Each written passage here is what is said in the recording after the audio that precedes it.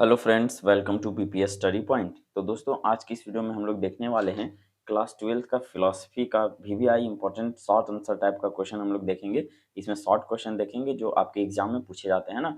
आपके एग्जाम में total 30 question पूछे जाते हैं, जिसमें से 15 क्वेश्चन का आपको आंसर करना होता है। ठीक है, तो ये बहुत ही ज़्यादा महत्वपूर्ण हो जाता है आप लोगों के लिए। और कई बच्चों का ये डिमांड भी था कि सर फिलॉसफी का शॉर्ट आंसर टाइप का क्वेश्चन लाइए, तो ये आप लोगों के लिए लाया गया है ना। चलिए, आज का हम लोग पहला प्रश्न देखते हैं बच्चों। बहुत ही प्यारा क्वेश्चन है और एग्जाम में ये रिपीटेड क्वेश्चन है, बार बार रिपीट होता है। क्वेश्चन नंबर 1 है हमारा डियर फ्रेंड्स कि योग दर्शन में आसन की क्या उपयोगिता है। ये हमारा क्वेश्चन है, इसका आंसर करेंगे हम लोग कि आसन की उपयोगिता मानव शरीर को आसन स्वाभाविक चंचलता परित्याग करने करके एकाग्रता प्राप्त कराता है।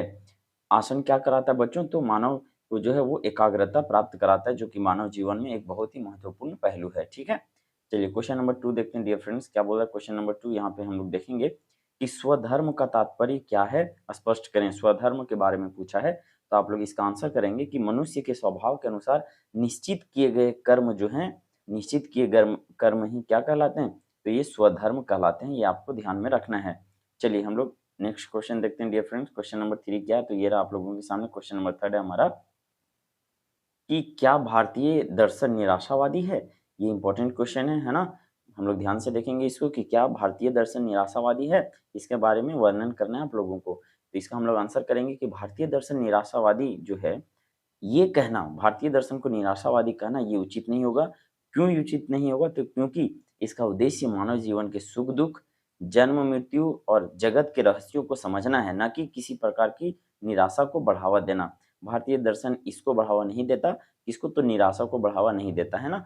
भारतीय दर्शन के विभिन्न पंथ और विचारधाराएँ जैसे वेदांत, सांख्य योग, जैन और बौद्ध दर्शन इस उद्देश्य के प्रति जो है वो समर्पित है कि मनुष्य, क्या बोलते हैं ये सारे दर्शन, कि मनुष्य अपनी आत्मा का ज्ञान प्राप्त करे, माया से परे की सच्चाई को समझे और मुक्ति को प्राप्त करे। ये उद्देश्य है भारतीय दर्शन का एक प्रकार से। यानी कि हम लोग, एक सेकंड बच्चों यहाँ पे रुकिएगा थोड़ा सा। यानी कि हम लोग ये कह सकते हैं संक्षिप्त में अगर हम लोग बात करें, तो ये कहा जा सकता है कि भारतीय दर्शन का दृष्टिकोण आशावादी और समाधान उन्मुख है, जो जीवन के गहरे प्रश्नों को समझने और उनसे उनसे परे जाने की प्रेरणा देता है। अतः इसे निराशावादी कहना जो है वो उचित नहीं होगा, है ना? तो ऐसे आप लोग इसका आंसर कर सकते हैं। चलिए क्वेश्चन हम लोग 4 देखते हैं डियर फ्रेंड्स। अच्छा, एक बात और बता दें कि इसमें टोटल 50 क्वेश्चन लिए गए हैं, ठीक है? तो इस बात का भी आप लोग ध्यान रखेंगे, वीडियो को पूरे लास्ट तक जरूर देखेंगे। क्वेश्चन है हमारा डियर फ्रेंड्स कि अरस्तु के अनुसार किसी कार्य को उत्पन्न करने वाले कारण क्या हैं? अरस्तु के अनुसार पूछा गया आप लोगों को, है ना? तो हम लोग इसका आंसर करेंगे कि अरस्तु ने किसी कार्य या वस्तु के निर्माण को समझने के लिए 4 कारणों का सिद्धांत दिया है। उनके अनुसार किसी भी वस्तु के अस्तित्व या किसी कार्य के उत्पन्न होने के पीछे 4 प्रकार के कारण जो हैं वो प्रमुख है। वो कौन से कारण हैं आप लोगों को यहाँ बताना है।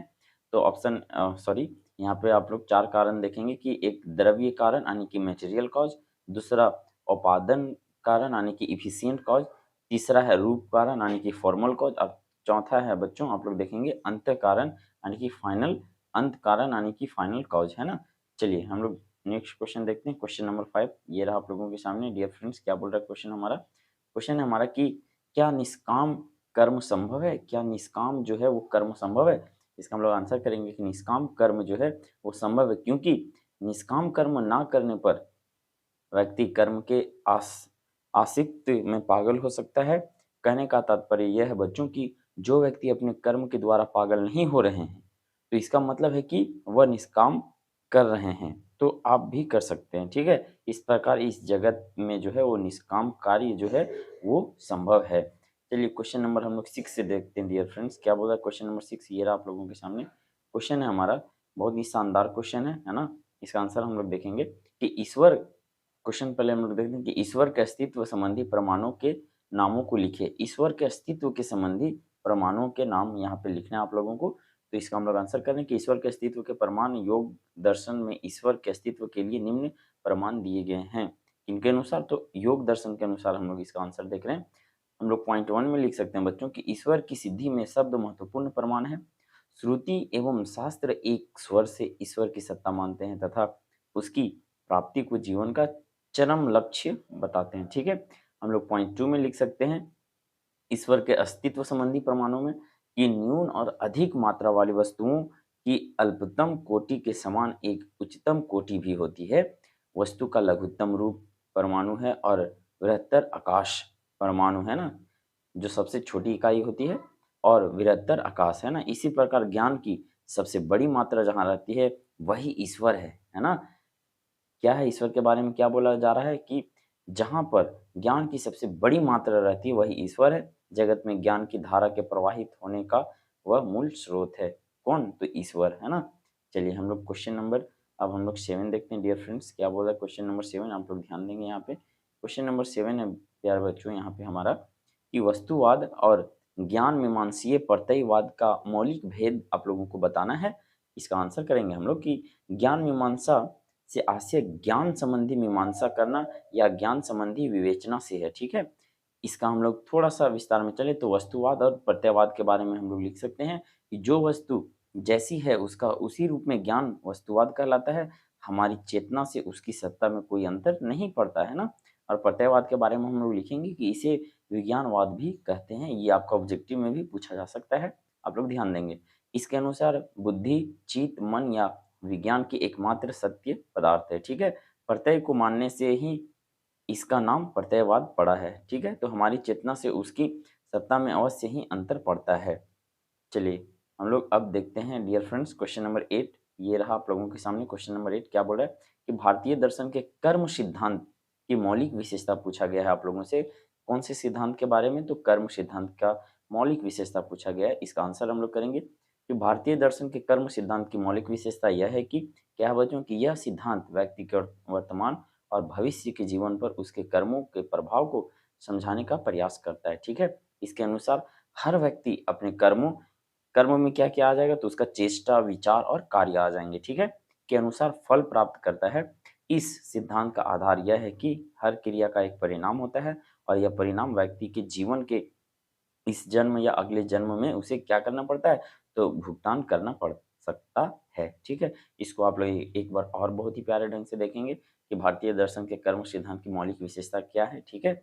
चलिए हम लोग क्वेश्चन नंबर 9 देखते हैं डियर फ्रेंड्स। क्या बोला क्वेश्चन नंबर 9, ये रहा आप लोगों के सामने, कि क्या कारण को हमेशा कार्य का पूर्ववर्ती रहना चाहिए? क्या कारण को जो है वो हमेशा कार्य का पूर्ववर्ती रहना चाहिए? इसका हम लोग आंसर अगर हम लोग करें तो क्या कर सकते हैं कि कारण को हमेशा कार्य का पूर्ववर्ती रहना ही नहीं चाहिए, बल्कि क्या होना चाहिए कि बिना पूर्ववर्ती कारण के कई कार्य संभव नहीं हैं, इसलिए कारण की कार्य के पूर्ववर्ती रहने का नियति ही है, ठीक है? इसका हम लोग इस प्रकार से आंसर कर सकते हैं। चलिए क्वेश्चन नंबर 10 देखते हैं डियर फ्रेंड्स, क्या बोल रहा है क्वेश्चन नंबर 10, ये रहा आप लोगों के सामने। क्वेश्चन है हमारा कि किस अर्थ में हम बुद्धिवाद शब्द का प्रयोग करते हैं? किस अर्थ में जो है वो हम बुद्धिवाद शब्द का प्रयोग करते हैं? इसका आंसर इस प्रकार से हम लोग लिख सकते हैं डियर बच्चों कि बुद्धिवाद क्या है, तो निश्चित, सार्वभौम और असंदिग्ध ज्ञान होता है, लेकिन वह नया ज्ञान नहीं दे पाता है, ठीक है।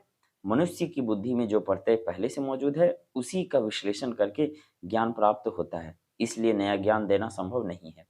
अतएव हम इस प्रकार से कह सकते हैं कि बुद्धिवाद ज्ञान के एक तत्व को नजरअंदाज करता है, इसलिए एक एकांगी ज्ञान मीमांसीय सिद्धांत माना जाता है, ठीक है। दूसरे शब्दों में बुद्धिवाद ज्ञान की उत्पत्ति के संबंध में संगत सिद्धांत नहीं है। इस पॉइंट को आपको ध्यान में रखना है। चलिए क्वेश्चन नंबर 11 देखते हैं डियर फ्रेंड्स, क्या बोला क्वेश्चन नंबर 11। हम लोग आज की इस वीडियो में टोटल कितने क्वेश्चन देखने वाले हैं, तो 15 क्वेश्चन देखने वाले हैं ना। उसी कड़ी में आप लोगों के सामने ये रहा क्वेश्चन नंबर 11, क्या बोल रहा है कि जन्मजात प्रत्यय के विचार और लॉग के टेबुला राशा, बहुत ही इंपॉर्टेंट प्रश्न है, आप लोग ध्यान देंगे एकदम, कि जन्मजात प्रत्यय के विचार और लॉग के टेबुला राशा के विचार में क्या अंतर है, ये आपको समझाना है इस क्वेश्चन में। इसका आंसर हम लोगों को यहाँ पे करना है, ठीक है। चलिए इसका आंसर हम लोग देखते हैं बच्चों, क्या है कि बुद्धिवादी दार्शनिक डेकार्त, यहाँ पे होगा, ध्यान देंगे आप लोग, डेकार्त, स्पिनोजा एवं लाइबनिज जन्मजात प्रत्ययों की सत्ता में विश्वास करते हैं, ठीक है। इनके अनुसार जन्म के समय से ही मानव मन में प्रत्यय विद्यमान रहते हैं, ये बाहर से नहीं आते हैं, ठीक है। आप लोग ध्यान देंगे, मनुष्य को इनका ज्ञान बुद्धि के द्वारा होता है। किसके द्वारा होता है बच्चों? तो बुद्धि के द्वारा होता है। ज्ञान की उत्पत्ति, प्रामाणिकता एवं सार्वभौमिकता इन्हीं पर निर्भर है, ठीक है। ये ये सब बोलते हैं कौन से? डेकार्त, स्पिनोजा और लाइबनिज। लॉक का क्या कहना है कि लॉक ने इन जन्मजात प्रत्ययों का खंडन किया है। उनके अनुसार जन्म के समय मानव का मस्तिष्क कोरी स्लेट टेबुला रास इसी को बोला जाता है कि यानी कि खाली स्लेट की समान होता है नहीं, यानी कि उसमें पूरा खाली रहता है। मनुष्य अपनी सामान्य प्राकृतिक शक्ति के द्वारा ही समस्त यथार्थ ज्ञान प्राप्त करता है, यानी कि इनका कहना है कि जो है वो जो भी ज्ञान प्राप्त करते हैं वो प्राकृतिक से सीख के ही प्राकृतिक शक्तियों के द्वारा ही वे कुछ ज्ञान अर्जित करते हैं। ये कहना किनका? तो लॉक जी का कहना है। चलिए क्वेश्चन नंबर हम लोग 12 को देखते हैं डियर फ्रेंड्स, क्या बोला क्वेश्चन नंबर 12, ये रहा आप लोगों के सामने क्वेश्चन नंबर 12 है हमारा कि बर्कले भौतिक वस्तुओं को भी प्रत्यात्मक कार्यों क्यों मानते हैं? बर्कले जो हैं वो भौतिक वस्तुओं को भी प्रत्यात्मक क्यों मानते हैं? इसका हम लोग आंसर करेंगे बच्चों कि बर्कले ने भौतिक वस्तुओं को भी प्रत्यात्मक इसलिए मानते हैं क्योंकि उनका मानना है कि जो कुछ भी संसार में है वह प्रत्यय अथवा मनस का ही विषय है। ये इसलिए मानते हैं उसको प्रत्यात्मक, है ना?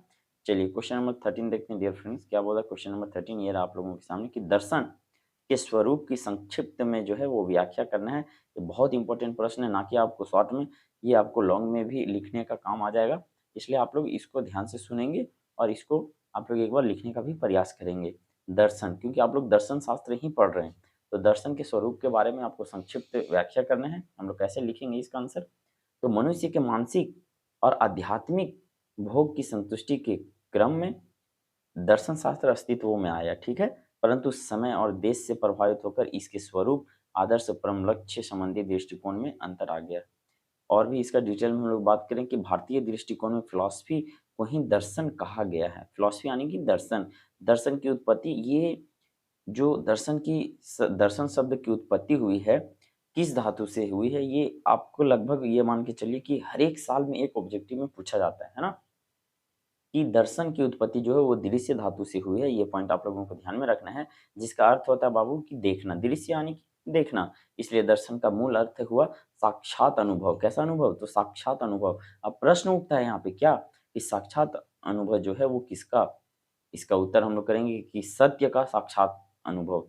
किसका साक्षात अनुभव करेंगे? तो सत्य का। सत्य का साक्षात्कार होने में व्यक्ति वास्तविकता एवं मिथ्या का अंतर समझ लेता है और वह अवास्तविकता के पीछे दौड़ना बंद कर देता है। इस पॉइंट के आप लोग यहाँ पे नोट करेंगे। सत्य ज्ञान ही व्यक्ति को बंधन से मुक्त कर मोक्ष की प्राप्ति में सहायता करता है, ठीक है। चलिए क्वेश्चन नंबर 14 देखते हैं हम लोग डियर फ्रेंड्स।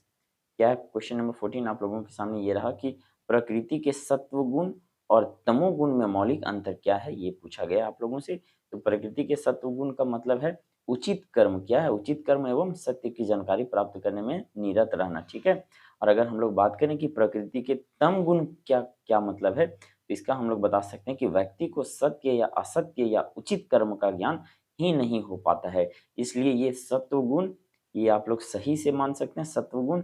और तमोगुण यानी कि गलत, यानी कि उसका ज्ञान नहीं हो पाता है, सही क्या है गलत क्या है, असत्य उचित कर्म के का जो है वो उसमें पूरी तरह से ज्ञान नहीं हो पाता है। ये हो जाएगा हमारा तमोगुण में, और सत्वगुण आप लोग समझ चुके हैं। चलिए आज की इस वीडियो का हम लोग लास्ट क्वेश्चन देखते हैं डियर फ्रेंड्स। क्या है क्वेश्चन? ये रहा आप लोगों के सामने कि अनुमान का परिभाषा पूछा गया है, ठीक है। अनुमान को परिभाषित करें, तो अनुमान क्या है? तो इसके बारे में हम लोग देखते हैं कि किसी ज्ञात वस्तु के आधार पर किसी अज्ञात वस्तु के ज्ञान को अनुमान कहते हैं। एक बार फिर से हम लोग देखेंगे क्या बोल रहा है बच्चों कि किसी ज्ञात वस्तु के आधार पर किसी अज्ञात वस्तु के ज्ञान को अनुमान कहते हैं। अनुमान में 3 पक्ष होते हैं। क्या-क्या होते हैं बच्चों? तो पक्ष, हेतु और या फिर लिंग या साध्य, है ना? चलिए, तो हम लोग यहाँ पे देखेंगे कि अनुमान के लिए यह आवश्यक है कि हेतु और साध्य, ये तो पक्ष के ही हम लोग देख रहे थे, उसका अनुमान के 3 पक्ष में है, हेतु, लिंग और साध्य, है ना? तो उसी प्रकार से यहाँ लिखा गया बच्चों कि अनुमान के लिए आवश्यक है कि हेतु और साध्य के बीच संबंध हो और दृष्टा को उस संबंध का पूर्व ज्ञान हो, ठीक है। उदाहरण के लिए किसी स्थान पर धुआं देखकर अग्नि का जो है वो अग्नि का अनुमान वही व्यक्ति लगा सकता है जो ये जानता है कि जहाँ जहाँ धुआं होगा वहाँ अग्नि अवश्य होगी। देखिए अनुमान को हम लोग कैसे लिख सकते हैं, यहाँ पे आप लोग उदाहरण याद रख सकते हैं कि यहाँ पे हम लोग क्या उदाहरण लेंगे कि किसी स्थान पर धुआं देखकर अग्नि का अनुमान वही व्यक्ति लगा सकता है जो यह जानता है कि जहाँ जहाँ धुआं होगा वहाँ अग्नि अवश्य होगी। वात्स्यायन का क्या कहना है इनके अनुसार कि किसी हेतु या लिंग के पूर्व ज्ञान के आधार पर किसी विषय के ज्ञान को ही क्या बोलते हैं? तो अनुमान कहा जाता है। ये बहुत इंपॉर्टेंट क्वेश्चन था, आप लोग इसको एक बार और देखेंगे और यहाँ पे ध्यान देंगे आप लोग, है ना। चलिए, तो आज के इस वीडियो में हम लोग यहाँ पे टोटल 15 जो है वो शॉर्ट आंसर टाइप क्वेश्चन देखें बच्चों। हम लोग नेक्स्ट वीडियो में मिलते हैं, और अभी आपको ऑब्जेक्टिव सब्जेक्टिव दोनों वीडियो प्रोवाइड करवाया जाएगा। आपका एग्जाम भी ज़्यादा दिन नहीं है, तो आप लोग अभी से तैयारी में लग जाएं। आपको किस टॉपिक पे किस सब्जेक्ट का वीडियो चाहिए ये भी आप हमें कमेंट में बताएं, है ना। चलिए, तो फिर मिलते हैं हम लोग नेक्स्ट वीडियो में, तब तक के लिए नमस्कार, जय हिंद।